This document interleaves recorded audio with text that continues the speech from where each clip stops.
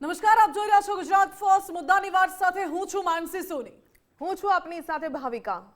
Iran Israel યુદ્ધને આજે 30 દિવસ થઈ ગયા છે. 30 દિવસમાં વિધ્વંસ પોતાની ચરમસીમા પર પહોંચી ચૂક્યું છે. જો કે 30 દિવસની અંદર યુદ્ધ શરૂ થયું ત્યારે ડોનાલ્ડ ટ્રમ્પે એવું કહ્યું હતું કે 30 દિવસની અંદર કે 4 અઠવાડિયાની અંદર આ યુદ્ધ હું સમાપ્ત કરાવી દઈશ. 4 અઠવાડિયા પૂરા થઈ ચૂક્યા છે. ડોનાલ્ડ ટ્રમ્પ યુદ્ધ સમાપ્ત કરવામાં નિષ્ફળ રહ્યા હોય તેવું અત્યારે લાગી રહ્યું છે.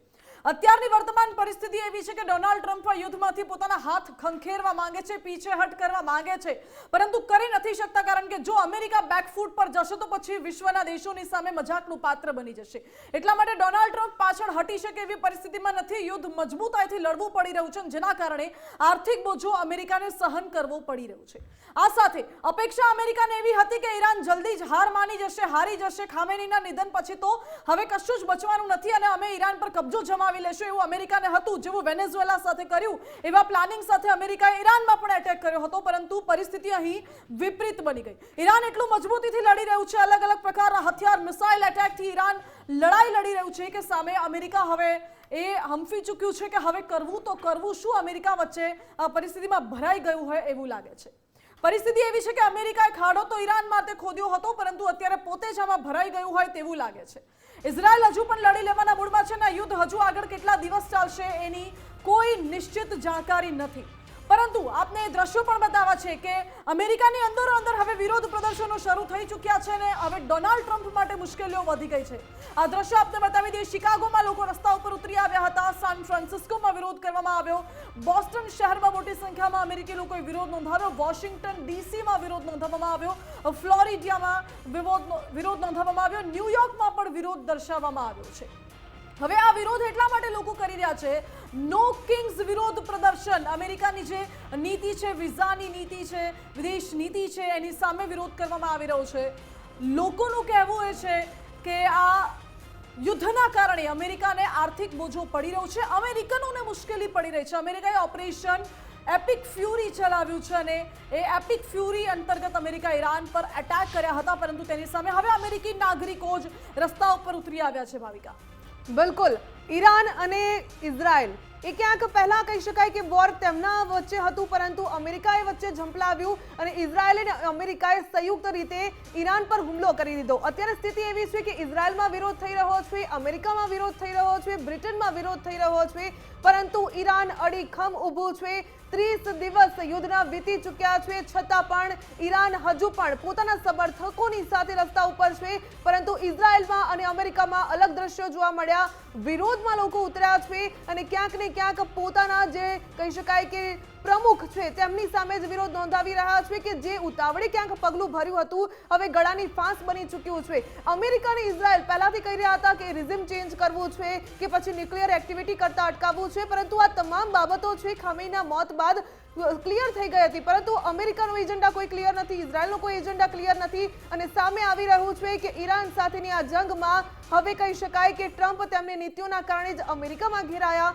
ઇમિગ્રેશન અને વિદેશ નીતિઓની સામે અમેરિકન જનતા રસ્તા પર ઉતરી આવી. ખાસ કરીને ટ્રમ્પ સામે નો કિંગ્સ પ્રદર્શનોમાં હજારોની સંખ્યામાં મોટા ભાગના શહેરોમાં લોકો રસ્તા પર ઉતરીને વિરોધ નોંધાવ્યો. અમેરિકામાં 3000 સ્થળે ટ્રમ્પ વિરુદ્ધમાં રેલીઓ નીકળી. સેન્ટ પોલમાં મુખ્ય રેલીમાં 2 લાખથી પણ વધુ લોકો ઉમટી પડ્યા હતા. એટલે વિચારી શકો કે કેટલો મોટો જુવાળ ઉભો થયો છે. પ્રદર્શનકારીઓએ લોકશાહી મૂલ્યોનું રક્ષણ કરવાની માંગ સાથે બંધારણની પ્રતિકૃતિઓની સાથે એક રાખી હતી અને કહ્યું કે પ્રદર્શનકારીઓએ એમ પણ કહ્યું કે અમેરિકામાં કોઈ સજા નથી. ટ્રમ્પ તંત્ર દ્વારા સત્તાના દુરુપયોગની સામે અમે ચેતવણી આપી રહ્યા છીએ. રાજાશાહીની જે આ પ્રક્રિયા રાજાશાહી તરફ જઈ રહી છે એની સામે લોકોએ વિરોધ નોંધાવ્યો છે. પ્રદર્શનકારીઓએ એ નારેબાજી સાથે વિરોધ કર્યો છે કે અમેરિકામાં કોઈ રાજા નથી. નો કિંગ્સ વિરોધ પ્રદર્શન કરવામાં આવ્યું. માત્ર અમેરિકામાં નહીં, ઇઝરાયલમાં પણ વિરોધ પ્રદર્શન થયું, બ્રિટનમાં પણ વિરોધ પ્રદર્શન થયું, ઓસ્ટ્રેલિયામાં પણ તેની અસર જોવા મળી છે, અલગ અલગ શહેરોમાં તેની અસર જોવા મળી છે. એટલે ટ્રમ્પ હવે પોતાની જ નીતિઓ સામે પોતાની જનતાની વચ્ચે જ ફસાઈ ગયો હોય તેવું લાગે છે. ટ્રમ્પ વારંવાર પોતાના નિવેદનો પણ બદલી રહ્યા છે, પોતાનો સ્ટેન્ડ બદલી રહ્યા છે. પહેલા ટ્રમ્પ એવું કહેતા હતા કે ખામેનીને ખતમ કર્યા પછી અમે ઈરાન પર કબજો કરી લેશું. પછી ટ્રમ્પે કહ્યું કે અમારે તો આ યુદ્ધ રોકવું છે, અમે તો પીસ મેકરની ભૂમિકામાં આવશું. પછી ટ્રમ્પ એવું કહે છે કે ખામેની, મુજતબા ખામેની અને અમેરિકા બંને ભેગા મળીને સ્ટેટ ઓફ હોર્મુઝને કંટ્રોલ કરશે. પછી અમેરિકા એવું કહે છે કે અમે તો આ યુદ્ધને સમાપ્ત કરીને જ રહીશું. એટલે હવે અમેરિકા આખરે ઈચ્છે છે શું એ સવાલ સવાલ છે, પરંતુ ડોનાલ્ડ ટ્રમ્પના વારંવાર નિવેદનબાજી ચેન્જ થાય છે, ડોનાલ્ડ ટ્રમ્પના વારંવાર સ્ટેન્ડ ચેન્જ થાય છે, જેની સામે અમેરિકન નાગરિકો પણ હવે સમજી ગયા છે કે આ નીતિ નહીં ચાલે, નહીં ચલાવી લેવાય. નો કિંગ્સ વિરોધ પ્રદર્શન, જેનો અર્થ એ થાય છે કે કોઈ રાજા નથી અને રાજાશાહી ચાલશે નહીં. જે વિદેશી નીતિઓ છે, જે ઇમિગ્રેશનના નિયમો છે, તેમાં ફેરફાર થઈ રહ્યા છે, એના કારણે અમેરિકી નાગરિકોને પણ ભારે હાલાકી પડી રહી છે અને એની સામે આ વિરોધ નોંધાવવામાં આવી રહ્યો છે. અમેરિકામાં ચાલતા નો કિંગ્સ પ્રદર્શનોની અસર ઓસ્ટ્રેલિયા, લેટિન અમેરિકાથી લઈને યુરોપ સુધી જોવા મળી રહી છે. અમેરિકાની બહાર 1 ડઝનથી વધુ દેશોમાં નો કિંગ્સ વિરોધ પ્રદર્શનની રેલી યોજાઈ. લંડનમાં જમણેરી અતિવાદ સાથે જ વંશીય ભેદભાવ અને યુદ્ધના મુદ્દે મોટી સંખ્યામાં લોકો રેલીમાં જોડાયા હતા. યુદ્ધ મુક્ત વિશ્વની હાકલ સાથે પ્રદર્શનકારીઓએ પોસ્ટર લગાવ્યા હતા. ઉપરાંત પેરિસમાં મંજૂર સંગઠન, માનવ અધિકાર સંગઠનોની સાથે વિરોધ પ્રદર્શનમાં સામાન્ય જનતા પણ જોડાઈ ગઈ હતી. ફ્રાન્સમાં રહેતા અમેરિકનોએ પણ બેસ્ટિલ ખાતે એકત્ર થઈને ટ્રમ્પની નીતિઓ સામે વિરોધ નોંધાવ્યો હતો. એટલે સ્પષ્ટ છે કે હવે વિશ્વભરના અલગ અલગ દેશોમાં ડોનાલ્ડ ટ્રમ્પ તો બરાબરના ભરાઈ ગયા છે. યુદ્ધ ભલે ઇઝરાયલ અને ઈરાનની વચ્ચે હતું, પરંતુ ઇઝરાયલને સપોર્ટ કરીને અમેરિકા સીધી રીતે જે જંગમાં ઉતરી આવ્યું છે, એની સામે હવે અમેરિકા પોતે જ ક્યાંક ને ક્યાંક ભરાઈ ગયું હોય તેવું લાગે છે. અત્યારે ડોનાલ્ડ ટ્રમ્પ વિરુદ્ધ નારેબાજી લાગી રહી છે, તેના વિરોધ પ્રદર્શનો થઈ રહ્યા છે. ભાવિકા, બિલકુલ, મિડલ ઈસ્ટમાં પણ ઈરાન સાથે વધતા તણાવની વચ્ચે અમેરિકાએ તેની સૈન્ય ઉપસ્થિતિ પણ વધારી દીધી છે. જે પ્રકારે અમેરિકાએ 3500થી પણ વધુ સૈનિક તૈનાત કર્યા છે અને પરિસ્થિતિ સતત વણસી રહી છે.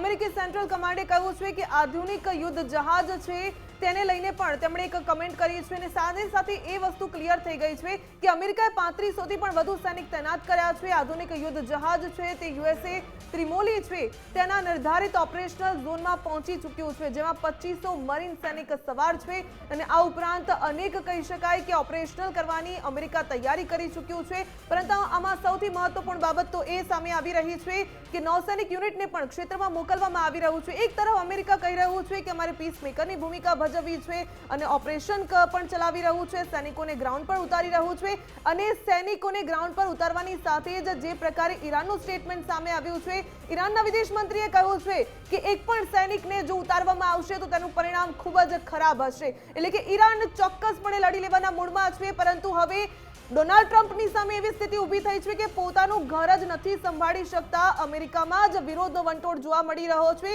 અમેરિકાએ જે ઝંપલાવી દીધું યુદ્ધમાં, તેને પગલે ચોક્કસપણે અમેરિકી સૈન્યને નુકસાન પહોંચ્યું છે. મિસાઇલો ખતમ થઈ રહી છે.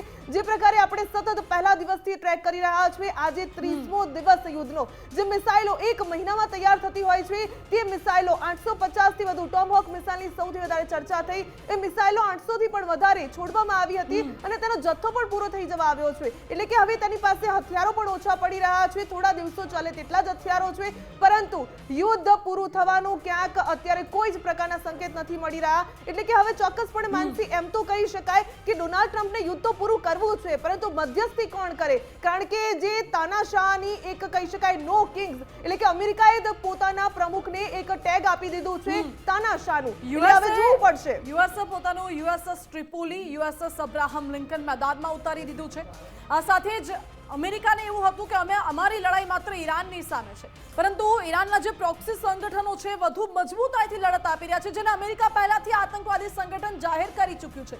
માત્ર અમેરિકાએ આ સંગઠનોને આતંકવાદી સંગઠન જાહેર કર્યા છે, અન્ય દેશોએ નહીં. પરંતુ ખાસ કરીને હમાસ, હિઝબુલ્લા, હુતી સંગઠન જે અત્યારે યુદ્ધમાં એક્ટિવ છે અને આ સંગઠનો ઈરાનના પ્રોક્સી સંગઠન છે જે મજબૂતાઈથી અમેરિકાની સામે લડત આપી રહ્યા છે. ચારે તરફથી અત્યારે અમેરિકા અને ઇઝરાયલને ઘેરવાનો પ્રયાસ કરવામાં આવી રહ્યો છે. જો કે યુદ્ધને 30 દિવસ વીતી ગયા છે, 30 દિવસનું આંકલન પણ કરવું છે અને સાથે હવે આગામી સમયમાં યુદ્ધ કઈ દિશામાં જશે એ વિશે પણ વાત કરવી છે. આપણી સાથે ગેસ્ટ પેનલમાં અત્યારે જગદીશભાઈ વ્યાસ જોડાઈ ગયા છે, વિદેશી બાબતોના જાણકાર. જગદીશભાઈ, સ્વાગત છે આપનું ગુજરાત ફર્સ્ટમાં.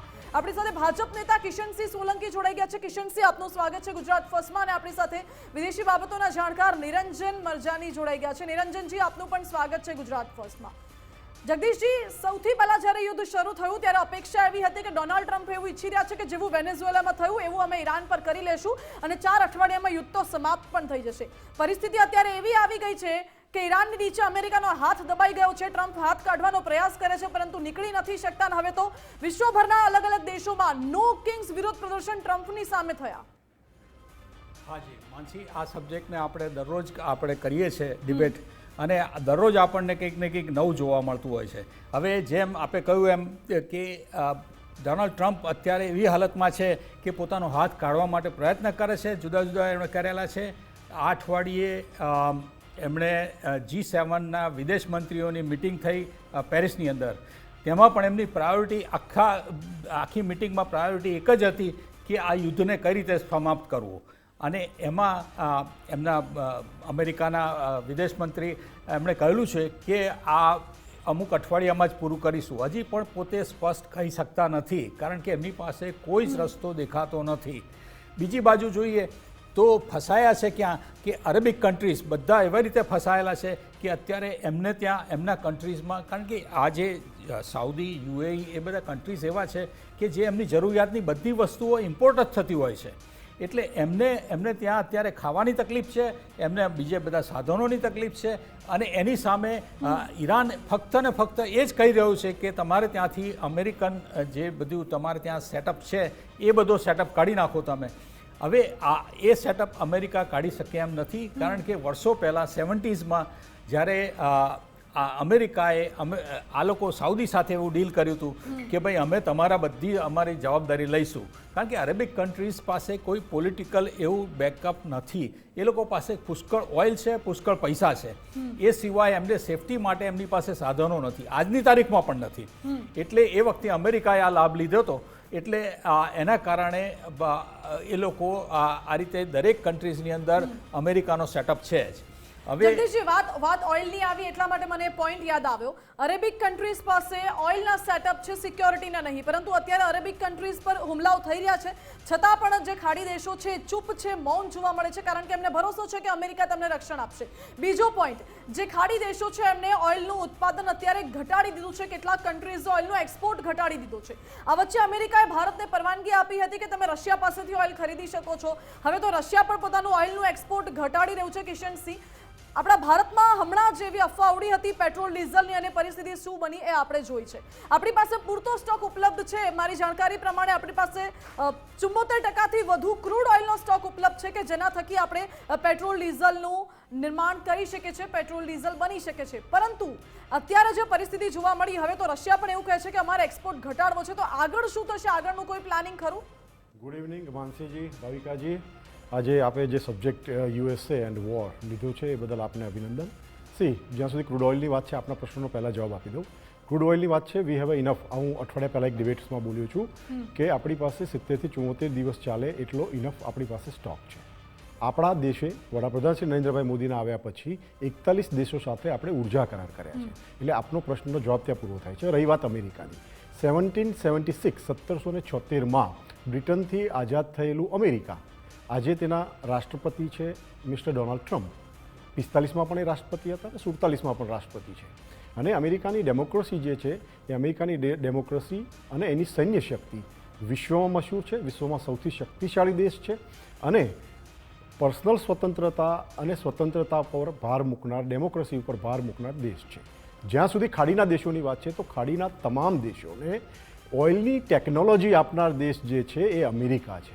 ઓપેક કરાર જે છે, ઓપેક કરારનો આપણે ઓઇલ ક્રૂડની જ્યારે પણ ડિબેટ્સમાં આવતા હોઈએ ત્યારે બધાને મારી રિક્વેસ્ટ છે કે ઓપેક કરાર શું છે, ઓપેક કરાર સૌએ વાંચી લેવો જોઈએ કે એમાં ડોલર કેવી રીતે મજબૂત થયો છે વિશ્વભરમાં અને ડોલરનું શું પ્રભુત્વ છે, એના શું નિયમો છે, કોણ ખરીદી શકે છે, કોણ વેચી શકે છે, એ સ્પષ્ટપણે દર્શાવ્યું છે. ને એ ભંગ થાય તો કયા કયા ટેરિફ અને પેનલ્ટી લાગી શકે છે, વિશ્વના દરેક દેશો એનાથી વાકેફ છે. એટલે ખાડી દેશોને જે સંરક્ષણ પૂરું પાડવામાં આવ્યું છે એ અમેરિકા દ્વારા. અમેરિકા પાસે એક ખતરનાક ફોર્સ છે, દુનિયાની ડેડલીએસ્ટ ફોર્સ છે, જેનું નામ છે અમેરિકન મરીન્સ.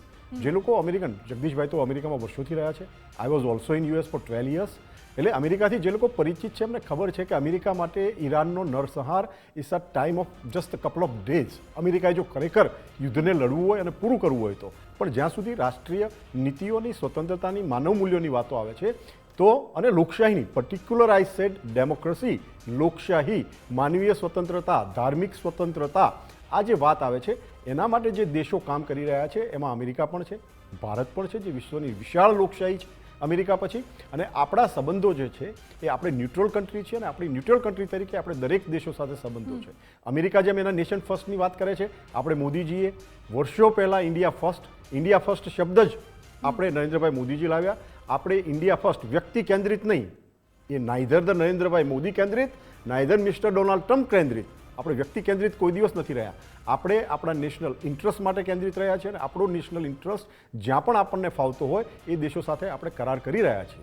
ફરી પાછો વોરની વાત પર આવું તો યસ, વોર લાંબુ ખેંચાયું છે અને ખાડી દેશો કેમ એટેક નથી કરતા તો એનું કારણ છે અમેરિકા ધારે તો ઈરાનના તમામ ઉર્જા ક્ષેત્રોને ક્ષણભરમાં પૂરા કરી શકે એમ છે, પણ એ લોકોમાં ડેમોક્રેસી છે, ડેમોક્રેટિક વ્યવસ્થા છે, અમેરિકન કોંગ્રેસ છે, અમેરિકન સુપ્રીમ કોર્ટ છે. એટલે આ 3 પેરેલલ વ્યવસ્થાઓ છે રિપબ્લિકન અને ડેમોક્રેટિક પાર્ટી વચ્ચે. જે આપ દેખાવોની વાતો કરતા હતા તો એ જ પર્સનલ સ્વતંત્રતા છે અમેરિકામાં અને એ જ લોકશાહીની. આપણે ચોક્કસપણે માનીએ છીએ યુદ્ધ એ કોઈ પણ પ્રોબ્લેમનું સોલ્યુશન નથી, એ આપણે સ્પષ્ટપણે માનીએ છીએ. આપણને લાગી રહ્યું હતું કે 1-2 દિવસમાં યુદ્ધ સમાપ્ત થઈ જશે, ડિપ્લોમસી ટોક થશે, ઘણી બધી ટોક થઈ પણ હતી અને થઈ પણ રહી છે, પરંતુ આનું કોઈ સોલ્યુશન નથી આવ્યું. 30 દિવસ જેટલો સમયગાળો થઈ ચૂક્યો છે. નિરંજનભાઈ, આપની પાસે આવવા માંગુ છું. જે પ્રકારે 30 દિવસનો સમયગાળો આપણે જોયો છે, ઈરાન તરફથી કોઈ સ્ટેટમેન્ટ આવે, ઇઝરાયલ તરફથી કોઈ સ્ટેટમેન્ટ આવે, અમેરિકા તરફથી સ્ટેટમેન્ટ આવે, પરંતુ આ બધા સ્ટેટમેન્ટમાં અમેરિકાનું સ્ટેટમેન્ટ હંમેશા બદલાતું રહ્યું છે. અમેરિકા કોઈ પણ એક પર્ટિક્યુલર સ્ટેન્ડ પર ક્લિયર નથી રહ્યું. જગત જમાદાર પોતે જ અત્યારે ફસાઈ ગયા હોય તેવું સ્પષ્ટપણે લાગી રહ્યું છે. હથિયારો પણ ઓછા પડી રહ્યા છે. ચોક્કસપણે એમ કહી શકાય કે અમેરિકાએ ઇઝરાયલ અને ઈરાનના વોરમાં ઝંપલાવી દીધું છે. ચોક્કસપણે કહી શકાય કે જ્યારે પીસ મેકરની ભૂમિકા ભજવી છે, પરંતુ યુદ્ધ તો તેમણે જ સ્ટાર્ટ કર્યું હતું. આ 30 દિવસનો જે સમયગાળો છે, યુદ્ધ 2 દેશોની વચ્ચે થતું હોય, હું શરૂઆતના દિવસેથી કહી રહ્યું છું કે ભલે યુદ્ધ 2 દેશોની વચ્ચે થતું હોય, પરંતુ તેની અસર સમગ્ર વિશ્વમાં થતી હોય છે. આપણે પણ જોયું છે, આપણે પણ એક કહી શકાય કે ભયમાં જીવી જ રહ્યા છીએ. આપણને પણ ક્યાંક ને ક્યાંક મોંઘવારીનો ડર છે. આપણને પણ એમ છે કે અત્યારે પેટ્રોલ ડીઝલ ઇનફ છે, પરંતુ આગળના સમયમાં શું થશે, કારણ કે યુદ્ધ તો ચાલી જ રહ્યું છે. આપનું શું કહેવું છે?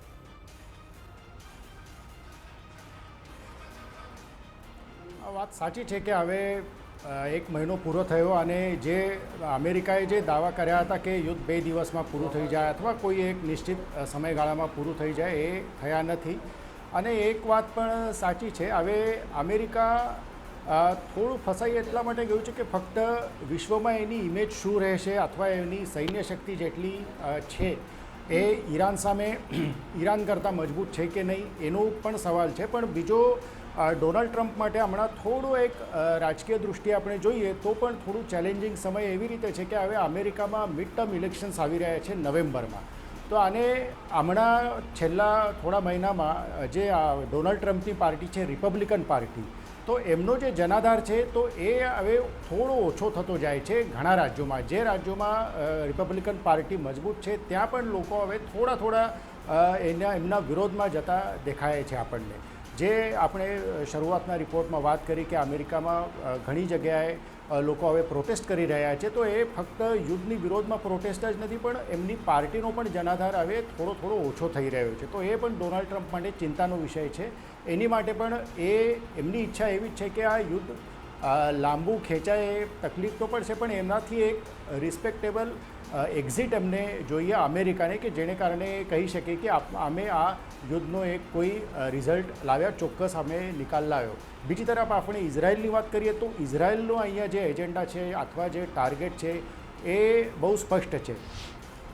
ઇઝરાયલ જે ઈરાનના બધા પ્રોક્સી ગ્રુપ છે, આપણે વાત કરી, જે એમાં હિઝબુલ્લા આવે છે, હુતી આવે છે, હમાસ આવે છે, તો ઇઝરાયલને એમની સામે યુદ્ધ લડવું પડે છે. કારણ કે એક તરફ આપણે જોયું ગાઝામાં હમાસ છે અને લેબનોનમાં હિઝબુલ્લા છે, તો એ સતત ઇઝરાયલ ઉપર હુમલા કરતા રહે છે. તો ઇઝરાયલનું તો પહેલાંથી ટાર્ગેટ ક્લિયર હતું કે એ જેટલા એમના ગ્રુપ્સ છે જે ઇઝરાયલ માટે ખતરો છે, તો એમને એટલીસ્ટ ખતમ કરવા અથવા એમને જે હમણાં મજબૂત છે, જે ઈરાનનો સપોર્ટ મળી રહ્યો છે, એ બધું ખતમ કરવો. તો ઇઝરાયલનું આમાં ટાર્ગેટ ક્લિયર છે.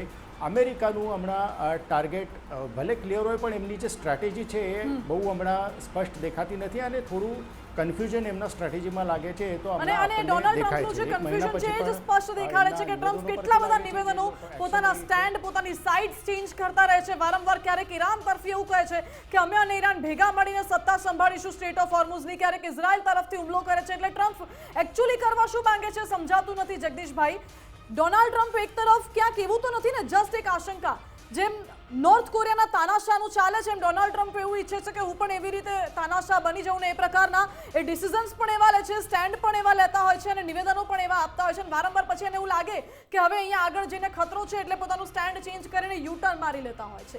નો કિંગ્સ પ્રોટેસ્ટ થઈ રહ્યું છે. અમેરિકન નાગરિકો પણ એવું કહે છે કે અહીંયા કોઈ રાજાનું ચાલ્યું નથી અને ચાલવાનું પણ નથી અને ટ્રમ્પ મસ્ટ ગો નાઉ. મિડ ટર્મ ઇલેક્શન્સની વચ્ચે ટ્રમ્પ માટે આ પ્રકારનો વિરોધ આપને શું લાગે છે? વૈશ્વિક પરિસ્થિતિ આગળ જોતા આપ કઈ રીતે જોઈ રહ્યા છો તેને? હમણાં આપણે અગાઉ જ આપણે વિડીયોમાં જોયું કે અમેરિકાના 6 થી 7 મોટા સ્ટેટની અંદર આ રીતે વિરોધ પ્રદર્શન થઈ રહ્યું છે. ત્યાંના લોકો હવે કંટાળી ગયા છે, કારણ કે પેટ્રોલ કે જે એમની લાઈફ લાઈન છે એમાં 30 થી 35% વધારો થઈ ગયો છે. એટલે એમના બજેટ બધાના ખોરવાઈ ગયેલા છે. પબ્લિક નારાજ છે કે આપણે યુદ્ધમાં શું જરૂર છે. અને ટ્રમ્પની બધા કેલ્ક્યુલેશન ખોટા પડેલા છે.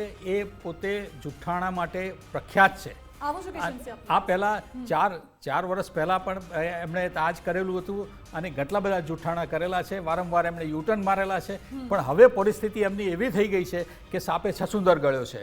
એમને એમાંથી નીકળવું છે પણ નીકળાતું નથી.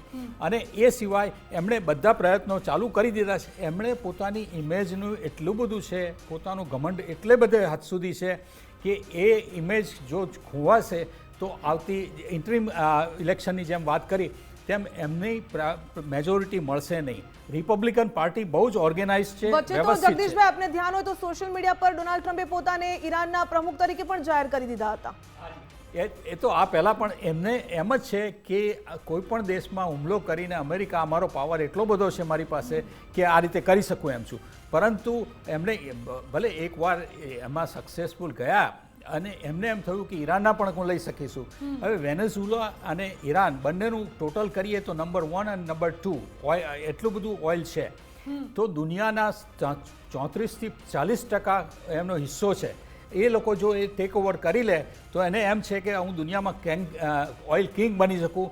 અને એના માટે એ પછી અરેબિક કન્ટ્રીઝ હોય કે રશિયા હોય બધાની સાથે હું કમ્પીટ કરી શકીશ. જગદીશજી, આ વાત સાચી અત્યારે થઈ રહી છે કે રિઝિમ ચેન્જ કરવું કે ન્યુક્લિયર એક્ટિવિટી કરતા અટકાવવું એ બધી ખાલી વાતો હતી. ખરેખર તો જે ઓઇલ ઉપર કબજો મેળવવો એ એમનું કંઈ મેન ઉદ્દેશ્ય હોય એવું લાગે છે.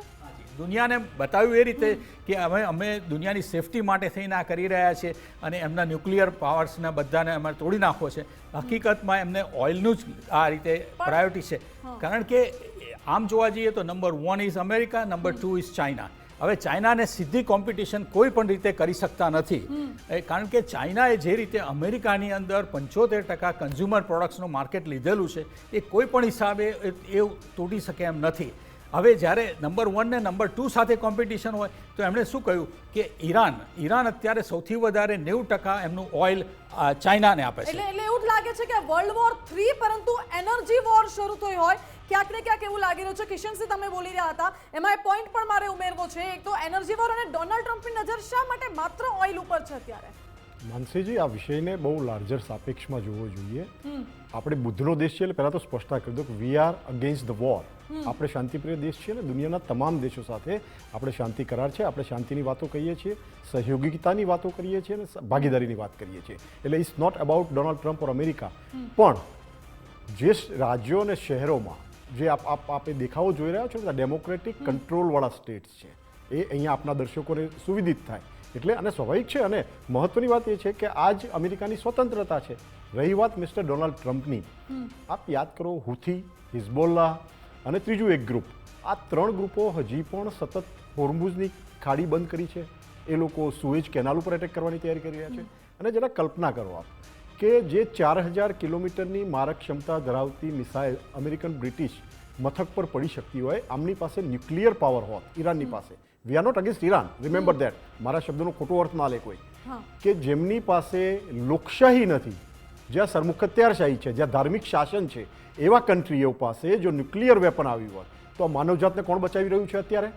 ઇઝરાયલ અને અમેરિકા, ખાડીના તમામ દેશો અને તમામ મુસ્લિમ દેશો છે. Is not about religion. આ તમામ દેશોની સુરક્ષા જે લોકો કરી રહ્યા છે, જો આ વ્યક્તિ પાસે ને આ કન્ટ્રી પાસે, એટલે મુદ્દો ઓઇલનો મુદ્દો આડમાં ક્યાંક ને ક્યાંક ઓઇલ ઉપર કબજો મેળવવાનો પ્રયાસ છે. ભાવિકાજી, અમેરિકાની પોતાની પાસે ડ્રીલ બેબી ડ્રીલ યાદ છે આપને? જી. જ્યારે ડોનાલ્ડ ટ્રમ્પ કેમ્પેઇન કરી રહ્યા હતા ત્યારે એમનો ફેમસ વર્ડ હતો ડ્રીલ બેબી ડ્રીલ. એ ડ્રીલ એટલે અમેરિકા પાસે અખૂટ ભંડારો છે એમના પોતાના. It's not about the oil. એમની અમેરિકા ફર્સ્ટની નીતિ, વૈશ્વિક શાંતિની નીતિ અને વિશ્વમાં ન્યુક્લિયર આર્મ્સનો ઉપયોગ કોઈના ઉપર ના કરી બેસે એ જોવાની એક જવાબદારીપૂર્વકની નીતિના પરિણામે. અને ડોનાલ્ડ ટ્રમ્પ કે અમેરિકામાં સર્વસ્વ નથી. હજી કોંગ્રેસ પણ અમેરિકામાં બેઠી છે, સુપ્રીમ કોર્ટ પણ બેઠી છે, સુપ્રીમ કોર્ટે ટેરિફ અગેન્સ્ટ ડિસિઝન પણ આપ્યું છે. એટલે જે પણ થઈ રહ્યું છે આપણે યુદ્ધની વિરુદ્ધમાં છીએ. યુદ્ધ બને એટલું જલ્દી પૂરું થવું જોઈએ. પણ અત્યારે જે દુનિયાભરમાં સંકટ ઊભું થયું છે એ સંકટની સામે જો ન્યુક્લિયર આર્મ્સ હોત અથવા છે અથવા બનાવવાની તૈયારીમાં હતા, પૂર્ણતા ના રહ્યા હતા, આ જોતોની વાત વચ્ચેનો જે પ્રશ્ન છે કે જ્યાં સુધી ગ્રાઉન્ડ ઇન્વેઝન ના થાય અથવા ઈરાન એ વૈશ્વિક શરતો, અમેરિકાની શરતો નથી, વૈશ્વિક શરતો છે કે ન્યુક્લિયર આર્મ નહીં બનાવે, એનો જ્યાં સુધી ઈરાન જવાબ નહીં આપી શકે સ્પષ્ટ, ત્યાં સુધી હું માનું છું ત્યાં સુધી ચાલશે. પણ માનવજાત સામેના સંકટની સામે અત્યારના યુદ્ધનું જે સંકટ છે એ આપણને બીજી બધી જ દ્રષ્ટિકોણથી અકળાવનારું છે, મોંઘવારી પેદા કરનારું છે, અવ્યવસ્થા ઊભું કરનારું છે.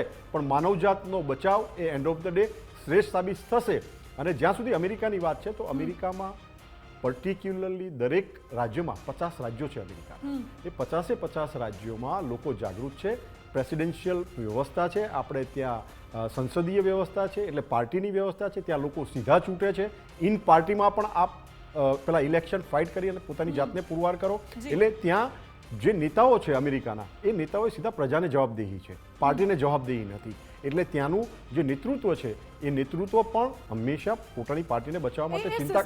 એ સિસ્ટમ ડિફરન્ટ છે બિલકુલ, પરંતુ જે અત્યારે યુદ્ધ થઈ રહ્યું છે એમાં અમેરિકા આખરે ઈચ્છી શું રહ્યું છે? કોરમાં, અમેરિકાના કોરમાં શું છે? ઈચ્છી એ રહ્યું છે સૌથી મોટો સવાલ યુદ્ધ, છે. માનસીજી, યુદ્ધ જેટલા માટે થયું છે કે ન્યુક્લિયર આર્મ ઈરાન પાસે કોઈ પણ સંજોગોમાં ના આવવા જોઈએ. અને આ ડિમાન્ડ તમામ મુસ્લિમ ખાડી દેશો છે એની હતી. ઈરાન કરવાનું હતું એ હા, તો એ અમેરિકાએ શરતો પૂરું કરી નાખ્યું, attack કરીને. એ શરતો માની હોત તો આ પરિસ્થિતિ જ પેદા ના થઈ હોત. અને જે રીતે ભયાનક યુદ્ધ થઈ રહ્યું છે ને ઈરાન જવાબ આપી રહ્યું છે, ધેટ મીન્સ કે ચાઇનાથી એમની પાસે ઇનફ સ્ટોક ગયો છે, નોર્થ કોરિયાથી એમની પાસે ઇનફ સ્ટોક ગયો છે, ટેકનોલોજી ગઈ છે. તો ઈરાને 3 શરતો પણ આપી હતી કે આ શરતો માની લેશું. બહુ જ ઈઝી શરત હતી. આપણે we respect each and every. હા, of આપણે course. ઈરાનને પણ એટલું જ રિસ્પેક્ટ કરીએ છીએ. This is just a matter of discussion. ઈરાને શરતો પણ મૂકી હતી. હા, એટલે શરતો મૂકી અને છે. કિશોરજી, કોઈ પણ પોતાના દેશ પર અટેક કરે તો એ સામે કરવાના જ છે ને, જવાબી કાર્યવાહી તો કરશે જ. નાનો દેશ પોતાના બિલકુલ. સાર્વભૌમત્વની રક્ષા સૌ કરવાનું છે. ઈરાને તો કહ્યું હતું કે અમે સર્વાઇવલ માટે જ આ યુદ્ધ લડી રહ્યા છે. બાકી ઈરાને એવું પણ પોતાનું સ્ટેન્ડ એ ક્લિયર કર્યું હતું આંતરરાષ્ટ્રીય કે અમે યુદ્ધ ઈચ્છતા નથી, પરંતુ માનસીજી, સર્વાઇવલ માટે છે. આંતરરાષ્ટ્રીય કૂટનીતિનો વિષય છે ને. આંતરરાષ્ટ્રીય કૂટનીતિમાં અમેરિકાને પહોંચી વળવું એ દુનિયાના લગભગ તમામ દેશો.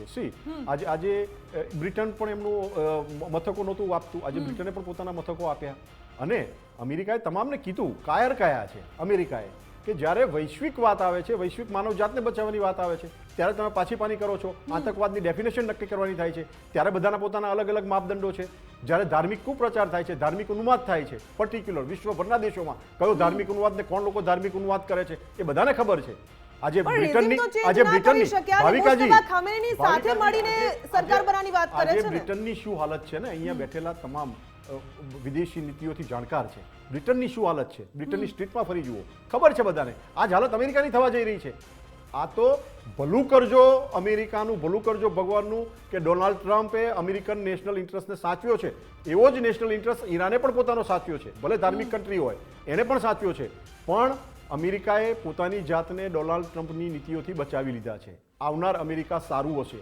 જે અમેરિકા 1980-90ના દાયકાનું હતું એ અમેરિકાનો પુનર્જન્મ થશે. ઓકે, આના પરથી એક પોઈન્ટ એ ઉઠે છે, જો અમેરિકીઓએ આ વિરોધ પ્રદર્શન કરીને પોતાની નીતિઓને, પોતાની જાતને બચાવી લીધા છે, નિરંજનજી, એ પોઈન્ટ આપની પાસેથી સમજવો છે કે શું હવે એવું સમજી શકાય આટલા વિરોધ પ્રદર્શનો અને આટલા બધા દેશોમાં જે નો કિંગ્સ વિરોધ ઓપોઝ થઈ રહ્યું છે, અને જો તો એવું માની શકાય કે અમેરિકા અને ડોનાલ્ડ ટ્રમ્પ આવનારા સમયમાં અલગ થશે કે એક જ રહેશે?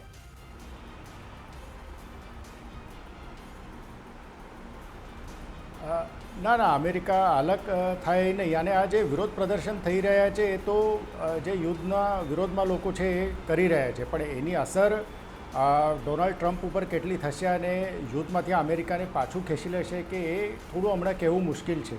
અને એક તો વાત દેખાય છે હમણાં કે યુદ્ધ આ બહુ એટલે ટૂંકા સમયમાં કંઈ પૂરું થાય એવું હમણાં કંઈ દેખાતું નથી. કારણ કે એમાં આપણે વાત કરી રહ્યા છીએ બધી સ્ટ્રેટેજીની, અથવા ઈરાન પાસે જો ન્યુક્લિયર વેપન્સ છે એક પોઈન્ટ છે કે જેના કારણે અમેરિકાએ હુમલા શરૂ કર્યા છે. પછી જે ઈરાનના પ્રોક્સી છે એ બીજું એક કારણ છે. પણ એમાં આપણે બીજી જે વૈશ્વિક રાજનીતિ છે, જીઓપોલિટિક્સ છે, એને પણ સમજવાની જરૂર છે કે એક ચીનનો એંગલ આપણે અહીંયા જોઈએ છે કે ચીનને કાઉન્ટર કરવા માટે પણ અમેરિકા હમણાં ઈરાન ઉપર હુમલા કરી રહ્યું છે. પણ બીજો એક છે કે રશિયાનો પણ એંગલ છે કે જેવી રીતે ચીન ઈરાનનું મિત્ર છે એવી રીતે રશિયા પણ ઈરાનનું એક મિત્ર અને સમર્થક છે. રશિયા તરફથી પણ ઈરાનને ઘણી બધી મદદ મળે છે અને હમણાં પણ મળી રહી છે.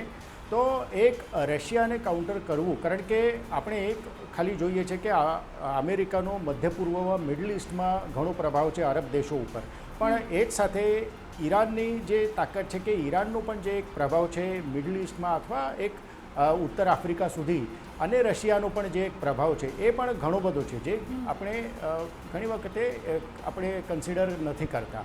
તો એ પ્રભાવને પણ કાઉન્ટર કરવા માટે એમને અને અમેરિકાનું એક આપણે જોયું હતું કે ભલે જે ખાડીના દેશો સાથે એમની મિત્રતા હોય છે, પણ છેલ્લા એક દાયકામાં અમેરિકા અને ખાડી દેશોના સંબંધો છે એ થોડા જે મજબૂત હતા એટલા મજબૂત નહોતા રહ્યા.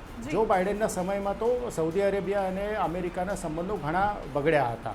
તો હમણાં એક ટ્રમ્પની એ પણ કોશિશ છે કે અમેરિકાનું જે થોડી એમની જો પ્રભાવ ઓછો થયો હતો તો એ ફરીથી પ્રસ્થાપિત કરવો, એ પણ આ યુદ્ધનો એક ઉદ્દેશ છે કે જેને કારણે હવે ઈરાનને એક દુશ્મન તરીકે ઊભું કરીને જે ખાડી દેશો થોડા સ્વતંત્ર વિદેશ નીતિ હમણાં અપનાવી રહ્યા છે, સાઉદી અરેબિયા, યુએઈ જેવા દેશો કે જે અમેરિકા સાથે પણ મિત્રતા છે અને રશિયા સાથે પણ મિત્રતા છે, તો એમને ફરીથી એકવાર પૂરું અમેરિકા ઉપર નિર્ભર કરવું અથવા અમેરિકા સાથેની એમની જે સંબંધો છે એ મજબૂત કરવા અને અમેરિકાનો પ્રભાવ ફરીથી પ્રસ્થાપિત કરવો, એ પણ ટ્રમ્પનો એક ઉદ્દેશ છે જે ઓછો થયો છે હમણાં મિડલ ઇસ્ટમાં છેલ્લા એક દાયકામાં. એવું પણ બની શકે આપ જે પોઈન્ટ મૂકી રહ્યા છો એના પરથી એવું પણ ક્લિયર પિક્ચર થઈ રહ્યું છે કે રશિયા યુક્રેન યુદ્ધની જે દુશ્મની છે અમેરિકા સાથે એનો બદલો અત્યારે ઈરાન યુદ્ધમાં લઈ રહ્યું છે અને એટલે જ બેક હેન્ડથી ઈરાનને બધું સપ્લાય કરી રહ્યું છે. જગદીશજી, યુદ્ધ સમાપ્ત ક્યારે થશે? સૌથી મોટો અને બેઝિક સવાલ એ છે. ઈરાને પહેલા 3 શરતો મૂકી હતી, સામે અમેરિકાએ 15 શરતો મૂકી, બંને એકબીજાની શરતો માનવા માટે તૈયાર નથી અને હવે તો ઘણા બધા દેશો સીધી રીતે ડાયરેક્ટલી ઓર ઇનડાયરેક્ટલી આ યુદ્ધમાં આવી ગયા છે અને યુદ્ધમાં એકબીજાને મદદ કરી રહ્યા છે. આવનારા સમયમાં યુદ્ધ ક્યારે સમાપ્ત થશે એનો કોઈ અંદાજો ખરો? આ કોઈ પણ કંઈ કહી શકે એમ નથી.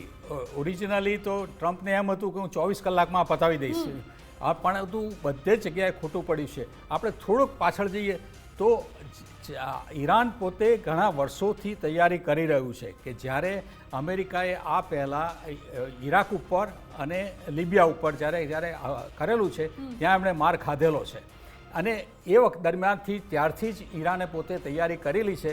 એટલા માટે તો એમના લોકોમાં આ 9 કરોડની વસ્તીમાં એમણે 30 થી 31 તો જુદી જુદી બટાલિયનો બનાવેલી છે કે એક બટાલિયનમાં તકલીફ થાય તો બીજે, એટલે ઘણા વખતથી તૈયારી કરેલી છે. મૂળ આમાં ક્યાં છે કે ફરી એકવાર કહું કે અમેરિકાની ઓઇલ લોબી એટલી બધી સ્ટ્રોંગ છે રિપબ્લિકન પાર્ટી ઉપર વર્ષોથી. આ પહેલાંના બધા પ્રેસિડેન્ટમાં 1-2 ડેમોક્રેટિક બાદ કરતાં બધા જ બુશના પ્રેસિડેન્ટથી ત્યારથી ચાલતું આવ્યું છે. હવે એ લોકોએ એક એવો રિપોર્ટ કાઢેલો છે કે આજથી 35-40 વર્ષ પછી ઓઇલની કોઈ કિંમત રહેવાની નથી, કારણ કે જે રીતે દુનિયાના ટોપ 5 કન્ટ્રીઝ ઓલ્ટરનેટ એનર્જી ઉપર કામ કરી રહ્યા છે ઇન્ક્લુડિંગ ભારત, તો હવે ધીરે ધીરે ઓઇલની ડિપેન્ડન્સી ઘટવાની છે. એટલા માટે અત્યારે ટ્રમ્પને એ છે કે દુનિયાની બધું ઓઇલ આપણા કંટ્રોલમાં હોવું જોઈએ અને ચાલવું જોઈએ. હવે એનું ટ્રેડિંગ માટે એ લોકો હંમેશા બધા કન્ટ્રી સાથે, યુએઈ સાથે, કતાર સાથે, સાઉદી સાથે, બધા સાથે ડીલ કરેલા છે કે તમારે ટ્રેડિંગ ડોલરમાં જ કરવું. આ કરવાથી શું થયું છે કે દુનિયામાં ડોલર સ્ટ્રોંગ થઈ ગયો છે. અત્યારે વર્લ્ડમાં 2 જ વસ્તુની કિંમત છે, એક ઓઇલ અને એક ગોલ્ડ. જેની પાસે છે એ કિંગ છે. ઈરાન પાસે પુષ્કળ ગોલ્ડ પણ છે, પુષ્કળ ખનિજ પણ છે અને પુષ્કળ દુનિયાનું બીજા નંબરનું સ્ટોરેજ એની પાસે ઓઇલ પણ છે. એટલા માટે ટ્રમ્પની નજર ત્યાં છે જ વર્ષોથી. પણ અત્યાર સુધી તકલીફ એ હતી કે ઈરાનને કઈ રીતે ઇઝરાયલને તૈયાર કરી અને આ રીતે કરવા ગયા છે. અત્યારે ઇઝરાયલે પોતાની દ્રષ્ટિ હવે ઈરાન પરથી છોડી અને હવે બીજે કન્ટ્રીઝ પાસે ગયેલા છે. એ લોકો લેબનોન ઉપર તકલીફ કરે છે. એટલે અંદરથી તો બધાને ખબર છે કે આપણે આ તકલીફ વધી રહી છે, પરંતુ ટ્રમ્પ પોતે પોતાનો ઈગો છોડી શકે એમ નથી અને એના પોતાની પાર્ટીના રિપબ્લિકનના માણસો પણ એને એપ્રૂવ કરતા નથી. લેબનોનમાં તો હિઝબુલ્લાહ સતત અટેક કરે છે ઇઝરાયલ ઉપર. હાજી, તો એટલે એ ચાલી રહ્યું છે. પણ ઈરાન પોતે બહુ જ સ્ટ્રોંગ છે, એમની નીતિમાં એ સ્ટ્રોંગ રહેલા છે કે એમને વન્સ એન્ડ બિલકુલ ફોર આપણે 30 દિવસથી જોઈ રહ્યા છીએ કે ચોક્કસપણે ઈરાન જડબાતોડ જવાબ સામે આપી રહ્યો છે. જગદીશજી, પણ એક મોટો સવાલ એ પણ થાય છે, રશિયા યુક્રેન યુદ્ધની સ્થિતિ આપણે જોઈ રહ્યા છે, વર્ષો વીતવા આવ્યા છે છતાં પણ એ જ સ્થિતિ જોવા મળી રહી છે. આમાં પણ કંઈક લાગી રહ્યું છે એવું થશે, કારણ કે અમેરિકાને હવે કોઈ સમજાવી શકે તો તેની જનતા જ છે, અને આ જે ડોનાલ્ડ ટ્રમ્પ છે ખાસ કરીને જે આવી રહ્યા છે તેમને પણ યુદ્ધ સમાપ્ત કરવું છે. પહેલા નાટોની મદદ માંગી, પછી એમ કહ્યું કે નાટોની મદદ નથી જોઈતી, સ્ટ્રેટ ઓફ હોર્મુઝ છે તેને આઝાદ કરાવવો છે, આ શબ્દ તેમણે વાપર્યો છે. એટલે ક્યાંક ને ક્યાંક એમની નજર સ્ટ્રેટ ઓફ હોર્મુઝ પર જ છે. હાજી, પહેલાં તો એ નેટોએ એમને સપોર્ટ આપવાનો બંધ કરી દીધો છે, માટે થઈને એમ કે છે કે અમારે નેટોની સપોર્ટની જરૂર નથી અને કે નેટો અમેરિકા વિના ચાલે એમ નથી.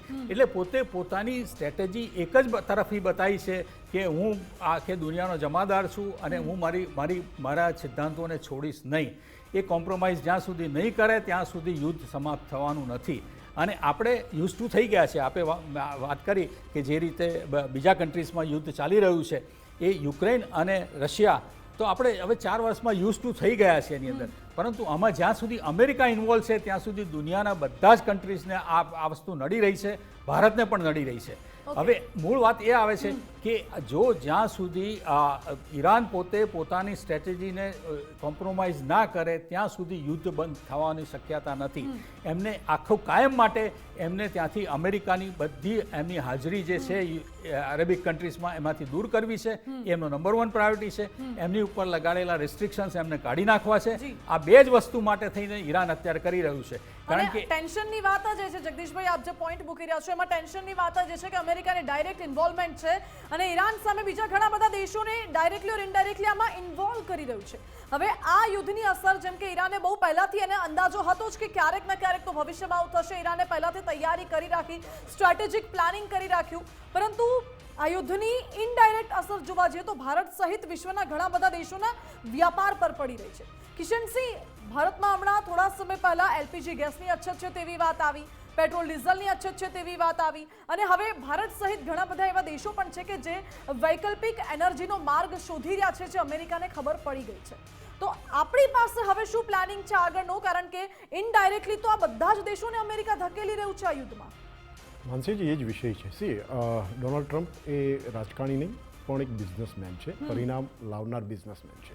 આપણા માટે સારી વાત એ છે કે ચાઇનાની સામે એમણે કડક નીતિ અપનાવી છે. જે ચાઇના અમેરિકનો એક પેન બનાવવા માટે પણ $1 મિલિયન રિસર્ચ કરતા હતા, એની ડુપ્લિકેટ કોપીઓ કરી વર્ષોથી, અત્યારથી 90ના દાયકાથી.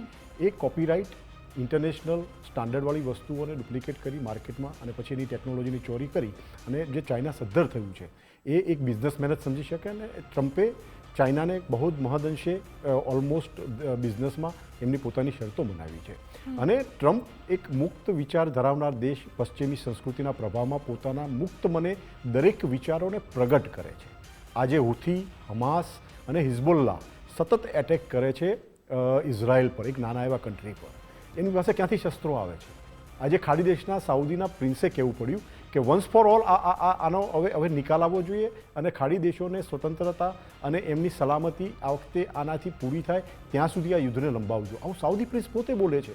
એટલે વિષય, આપણે બુદ્ધના દેશ છીએ, આપણે અગેન્સ્ટ વોર છીએ, યુદ્ધનું ક્યારેય આપણે સમર્થન કરતા નથી, પણ આપણા નેશનલ ઇન્ટરેસ્ટમાં આપણે 41 દેશો સાથેના ઉર્જા કરાર છે.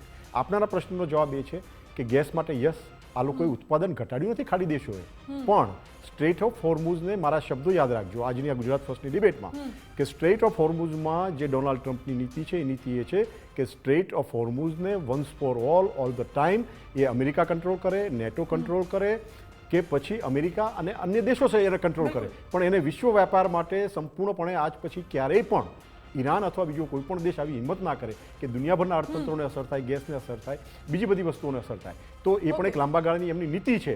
પરંતુ આ યુદ્ધમાં જેટલું બને એટલું પૂરું થાય એના માટે આપણી સરકાર, આપણી કૂટનીતિ, આપણી વિદેશ નીતિ અને પર્ટિક્યુલર વડાપ્રધાન શ્રી નરેન્દ્રભાઈ મોદી અને સૌ પ્રયત્ન કરી રહ્યા છે. દુનિયાના દેશો આપણને અપીલ કરી રહ્યા છે અને આ બને એટલી જલ્દી આ વિષય પૂરો થાય, માનવજાત સલામત બને, એ અત્યારની સૌથી તાતી જરૂરિયાત. એ જોવા મળે છે કે આપણી ડિપ્લોમેસી કેટલી સ્ટ્રોંગ છે અને રિઝલ્ટ્સ પણ આપણે મળી રહ્યા છે.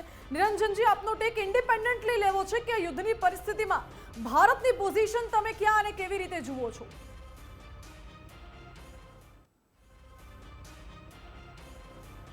ભારતની પોઝિશન જે આપણે આજ સુધી જોયું કે બીજા યુદ્ધ કે બીજા જે કોઈ સંઘર્ષ દુનિયામાં ચાલી રહ્યા છે ત્યારે હતી, હું એવી જ જોઉં છું કે ભારતની જે એક નીતિ છે, ભારતની વિદેશ નીતિ અથવા ભારતનું સ્ટેન્ડ હંમેશા એક સંતુલિત રહ્યો છે. અને જેવી રીતે આપણે રશિયા યુક્રેન યુદ્ધમાં પણ જોયું, એવી જ રીતે આ ઈરાન યુદ્ધ વિશે પણ હું એક કહીશ કે ભારત કદાચ દુનિયાનું એકમાત્ર એવું રાષ્ટ્ર હશે કે જેના બધા સાથે સારા સંબંધો છે. આમાં જેટલી પાર્ટીઝ છે કે એમાં અમેરિકા હોય, ઇઝરાયલ હોય અને ઈરાન હોય, તો આ ત્રણેય દેશો સાથે જે એકબીજા સાથે તો લડી રહ્યા છે પણ ભારતના એ બધાની સાથે બહુ સારા સંબંધો છે. અને મારા ખ્યાલથી જે ભારતની એક વિદેશ નીતિ અને કૂટનીતિ છે એની આ એક સફળતા છે કે ભારત બધા જે પક્ષો છે એમની સાથે ભારત હંમેશા સંબંધો સારા રાખ્યા છે. અને ખાસ કરીને એટલે જ્યારે કોઈ સંઘર્ષ કે યુદ્ધનો સમય નહીં હોતો ત્યારથી ભારતે બધાની સાથે એક સંતુલિત વ્યવહાર રાખે છે. એન્ગેજમેન્ટ્સ અને કમ્યુનિકેશન લાઇન્સ ભારત હંમેશા ખુલ્લી રાખે છે. જે હમણાં પણ આપણે જોઈ રહ્યા છે કે ભારતના વડાપ્રધાન હોય મોદીજી અથવા વિદેશ મંત્રી હોય તો એ સતત બધા દેશોના જે વડાપ્રધાન અથવા વિદેશ મંત્રીઓ સાથે છે એમની વાતચીત ચાલી રહી છે. પછી એ અમેરિકા હોય, ડોનાલ્ડ ટ્રમ્પ સાથે ફોન કોલ હોય કે પછી ઈરાનના જે વિદેશ મંત્રી હોય એમની સાથે વાતચીત હોય, ખાડી દેશો સાથે હોય, ઇઝરાયલ સાથે હોય. તો ભારતની ભૂમિકા હું કહું છું કે રશિયા યુક્રેનથી કે બીજા બધા સંઘર્ષોમાં ભારત હંમેશા એક સંતુલિત ભૂમિકા લઈ રહ્યું છે. ભારતનો સ્ટેન્ડ પહેલાં પણ એ જ હતો કે વાતચીત થવી જોઈએ, કૂટનીતિ ડિપ્લોમસીથી બધી સમસ્યાઓનું સમાધાન ખોલવું જોઈએ. તો આ વિશે પણ ભારતની ભૂમિકા એ જ છે, કન્સિસ્ટન્ટ છે. અને એટલા માટે ભારત એક બધા દેશોથી અલગ ઊભું થઈ રહ્યું છે. થઈને આગળ વધી રહ્યું છે ચોક્કસપણે, પરંતુ અત્યારે સવાલ એ પણ થાય છે કે યુદ્ધ ક્યાં જઈને અટકશે. જગદીશજી, આપને મારો સવાલ છે કે અમેરિકા ક્યારે યુદ્ધ પૂરું કરે છે કે પછી કેવી ટોક કરે છે ઈરાન સાથે, એ તો એમનો આંતરિક મામલો છે. પરંતુ એક સૌથી મહત્વપૂર્ણ બાબત કે જ્યારે પણ બે દેશો યુદ્ધ કરતા હોય, અનેક દેશો તેમના સમર્થનમાં પણ આવતા હોય છે અને ગ્રુપિઝમ જેવું બની જતું હોય છે. પરંતુ આપણું સ્ટેન્ડ હંમેશાથી ક્લિયર રહ્યું છે. પરંતુ અસર ચોક્કસપણે આપણા દેશને પણ પડી રહી છે. મોંઘવારીની વાત હોય કે પછી એલપીજીની વાત હોય કે પછી પેટ્રોલ ડીઝલના જથ્થાની વાત હોય, આપણે 30 દિવસમાં આટલું તો જોઈ ચૂક્યા છે. આગામી સમયમાં શું લાગે છે, શું જોવા મળી શકે ભારતના પોઈન્ટ ઓફ વ્યૂમાંથી? હાજી, તો ભારત એક અજાત શત્રુ દેશ થઈ ગયો છે કે જેનો પાકિસ્તાન સિવાય કોઈ દુશ્મન રહ્યો નથી. એટલે ભારતના હંમેશા પોતાની સ્ટ્રેટેજી પ્રમાણે એમણે આખું પ્લાનિંગ કરેલું જ છે લોંગ ટર્મ. હવે જેમ કે હમણાં રિસન્ટ સમાચાર આવ્યા કે રશિયાએ પોતાના માટે પેટ્રોલ રાખવા માટે થઈને પેટ્રોલનું ટ્રેડિંગ બંધ કરી દીધું છે, પરંતુ એમને ઓઇલનું ટ્રેડિંગ ચાલુ રાખ્યું છે એટલી હદ સુધી કે ભારતને જરૂરિયાતના 82% જેટલું ઓઇલ એ પ્રોવાઈડ કરશે. કારણ કે અત્યારે રશિયાને ખબર છે કે દુનિયામાં જે થઈ રહ્યું છે, જ્યાં આગળ બોમ્બ નાખ્યા છે ત્યાં આગળ ઓઇલમાંથી પેટ્રોલ કાઢવું માટે બધી તૈયારી નથી. ફક્ત ભારત જ એક સ્ટ્રોંગ છે કે દુનિયાની સારામાં સારી રિફાઇનરી ભારત પાસે છે. એટલે ઓઇલ માટે થઈને એણે સપોર્ટ પૂરો કરેલો છે. એટલે ભારતને હંમેશા પોતાના પ્લાનિંગ પ્રમાણે મળી રહ્યું છે. એ જ પ્રમાણે બીજા દેશમાંથી આપણને એલપીજી પણ મળી રહ્યું છે અને એ ધીરે ધીરે આવી રહ્યું છે. વાત રહી હવે હોર્મુઝની જે અટકાયેલું છે, એમણે કોઈ દિવસ બધા બંધ કરેલા નથી. આપણે જોયેલું છે કે દુનિયાના ભારત સિવાય પણ બીજા 5 દેશોના એ લોકોએ બધા જહાજને જવા દીધા છે. એક પ્રોસેસ ચાલુ છે. હવે મૂળ વાત એ આવે છે કે ભારત પોતાને ઇન્ડિપેન્ડન્સ આપણે ક્યાં સુધી રહી શકશું.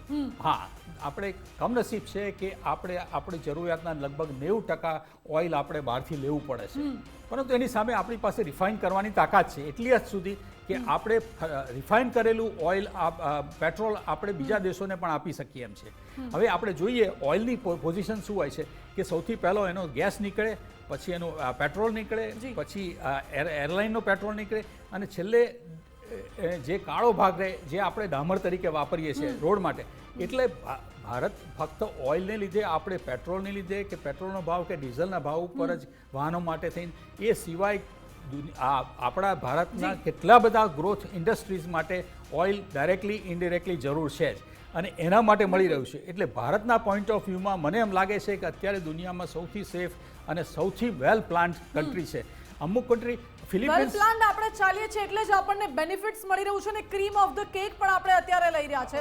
જો કે જી હા બીજા દેશો ફેસ કરી રહ્યા છે એ આપણને જોયું બી નથી. જોવા નથી બિલકુલ. મળ્યું. હાલ મારી પાસે સમયનો અભાવ છે એટલે આપણે આ ચર્ચા અહીં પૂર્ણ કરવી પડશે. જગદીશજી, કિશનજી, નિરંજનજી, જી લાસ્ટ કોમેન્ટ શોર્ટમાં. ઓકે. નેશન ફર્સ્ટ ઇન્ડિયા ફર્સ્ટની આ નીતિ ભારતીય જનતા પાર્ટીની સરકારે અપનાવી છે. આપણે માત્ર 60% દુનિયા ઉપર નિર્ભર છીએ, તો વાઇસ વર્ષા દુનિયા પણ આપણા ઉપર ઘણી બધી બાબતો પર નિર્ભર છે. આપણા બે જ એનિમી છે, ચાઇના અને પાકિસ્તાન. ઓકે. આ હંમેશા યાદ રાખવું જોઈએ અને માનવજાત માટે આ યુદ્ધ જેટલું બી પૂરું થાય એવી આપણે હોપ કરીએ. બિલકુલ. કિશનજી, જગદીશજી, નિરંજનજી, આપનો ખૂબ ખૂબ આભાર અમારી સાથે જોડાવા માટે. એટલે ઇન્ડિયા ફર્સ્ટની નીતિ સાથે આપણે આગળ ચાલી રહ્યા છે અને અત્યારે ભારતનું સ્ટેન્ડ એ છે કે ન્યુટ્રલ દેશ છે અને એટલા જ માટે આપણી વિદેશ નીતિ એટલી મજબૂત છે કે કોઈ પણ દેશ સાથે આપણી એવી દુશ્મની નથી કે આપણા એવા કોઈ ખરાબ ટર્મ્સ નથી ને એટલે જ આપણને આ યુદ્ધની જે ખરાબ અસરો છે એ ખરાબ અસરો આપણને ભોગવવી નથી પડી રહી. આગામી સમયમાં પણ આપણે એ બધા દિવસો ના જોવા પડે કે જે ખાડી દેશો જોઈ રહ્યા છે, જે બીજા ઘણા બધા દેશો અત્યારે ભોગવી રહ્યા છે. ચાઇના પણ ક્યાંક ને ક્યાંક હેરાન થઈ રહ્યું છે કારણ કે અમેરિકાને ખબર છે કે ચાઇના બેકહેન્ડથી કોઈને કોને સપોર્ટ કરે છે અને કોને શું સહાય પૂરી પાડે છે. આપણે હંમેશા ન્યુટ્રલ રહ્યા છે, એના જ સારા પરિણામ આપણને મળી રહ્યા છે. જો કે આ યુદ્ધ હવે આગળ કઈ દિશામાં જાય છે અને એના સારા પરિણામ હોય કે ખરાબ પરિણામ, પરંતુ અસરો કેવી થાય છે એના ઉપર નજર રહેશે. આ સાથે જ વિશેષ રજૂઆતમાં અત્યારે બસ આટલું જ. વધુ સમાચાર માટે આપ જોતા રહો ગુજરાત ફર્સ્ટ. નમસ્કાર.